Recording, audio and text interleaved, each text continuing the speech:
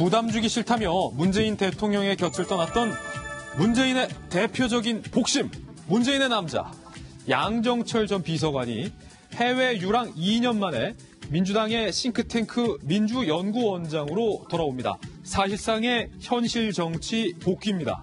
이해찬 대표의 권유에 삼고 초려 후에 수락한 것으로 전해지고 있습니다. 이에 여권에선 2017년 대선팀을 통째로 민주당에 옮겨놓은 것 같다. 친문그룹이 총선을 주도하면서 비문 공천 학살이 단행되는 건 아니냐라는 우려가 제기되고 있는 가운데 양 전 비서관이 이런 얘기를 했어요.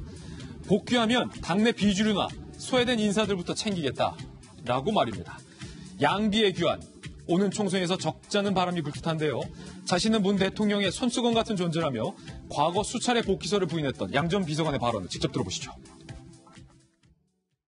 지난 8개월, 9개월은 그냥 정처 없이 유랑을 하거나 아니면 뭐 책을 쓰느라고 그냥 집필에만 전념했는데 이번에 출국하면은 어디 대학에 좀 적을 두고 뭐 초빙 교수나 초빙 연구원 같은 자격으로 좀 공부도 하고 좀 국제적인 좀 안목도 쌓고 이렇게 했으면 어떨까 하는 생각을 좀 갖고 있고요. 지방선거가 끝나고 나면 뭐 청와대든 정부든 뭐 정치 우리 상황이 조금 어느 한 텀이 새로 또 끝나고 한 텀이 열리는 거니까 뭐 불필요한 저의 복귀설, 뭐 또 무슨 역할설 이런 게 잦아지지 않을까.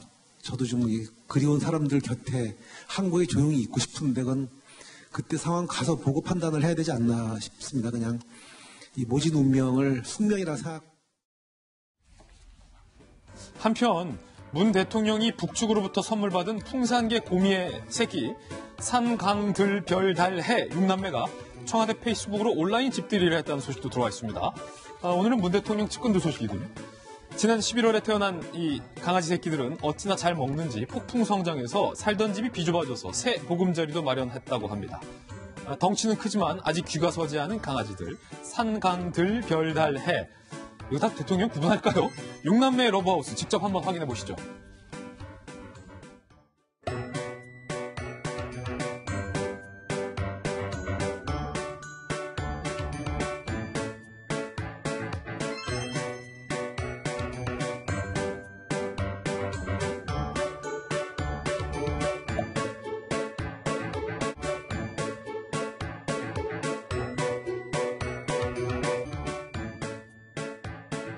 산이라고 길어지시고 이건 제일 살찌는 건 산입니다.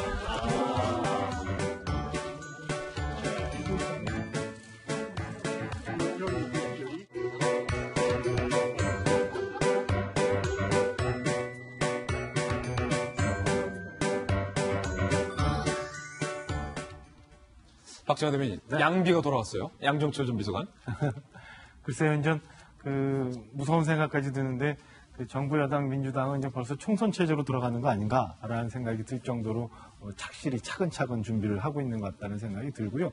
양정철 비서관 하면은 뭐 다들 아시다시피 사실은 그 대통령과의 거리나 그리고 문재인 대통령이 탄생하기까지에 있어서의 존재감이나 이런 것들이 그 타의 추종을 불허할 정도로 굉장히 그 막중한 역할을 했었기 때문에 여권 내에서의 권력 지형도 얼마간 그 변화가 좀 있지 않을까라는 추측을 좀 해보고요.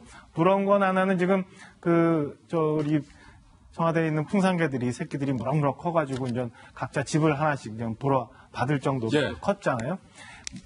당에 있는 문재인 이제 바야흐로 이제 친노도 털어내고 비문도 털어내고 친문의 바야흐로 시대가 오는 거 아닌가. 그래서 저런 풍산개 새끼들처럼 이제 또 친문의 문재인 키즈들이 각각의 지역에서 다들 저렇게 독자적인 역할을 하면서 클 준비를 하고 있는 거를 보여주고 있는 거 아닌가라는 생각이 좀 들어서 겁도 좀 나고 이 보수 야권에서는 지금 도대체 뭘 하고 있나라는 생각도 좀 하고 그런 생각이 여러 가지로 겹쳐 드는 아침입니다.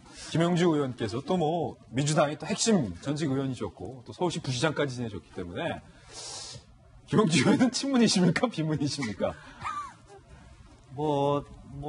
친문과 비문을 뛰어넘었죠. 개파가 없다. 예.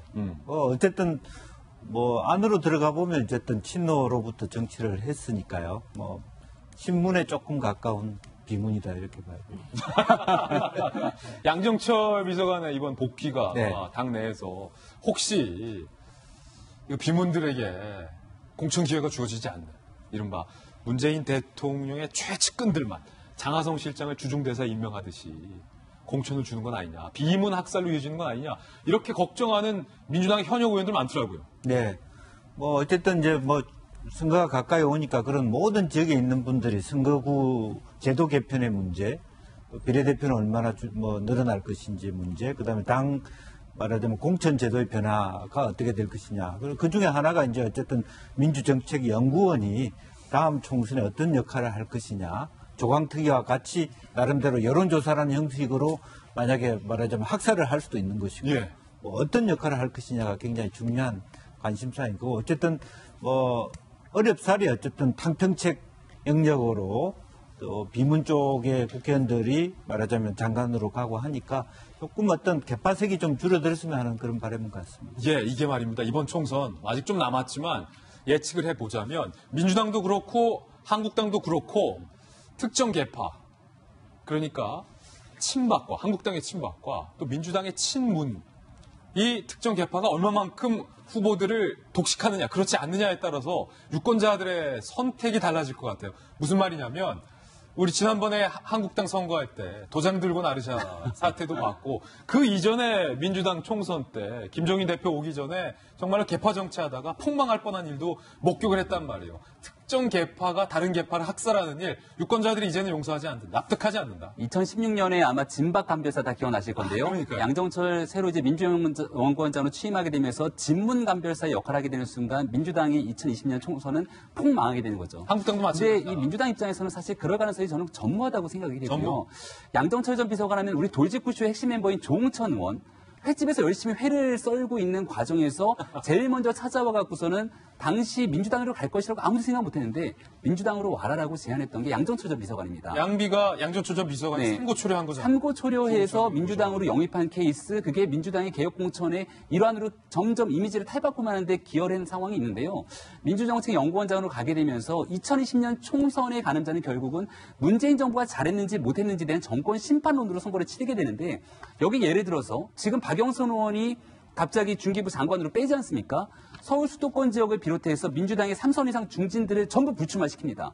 지난번에 김종인 전 대표가 했던 방식처럼 여러 가지 인적쇄신의 칼날을 들이대면서 완전하게 인적쇄신을 하고 오히려 한국당을 향해서 여기는 친박 그대로 선거를 치느냐라고 하는 인물론으로 선거를 치르게 되면은 한국당이 아무리 민주당의 실정에도 불구하고 어려운 선거를 치를 수가 있는 겁니다.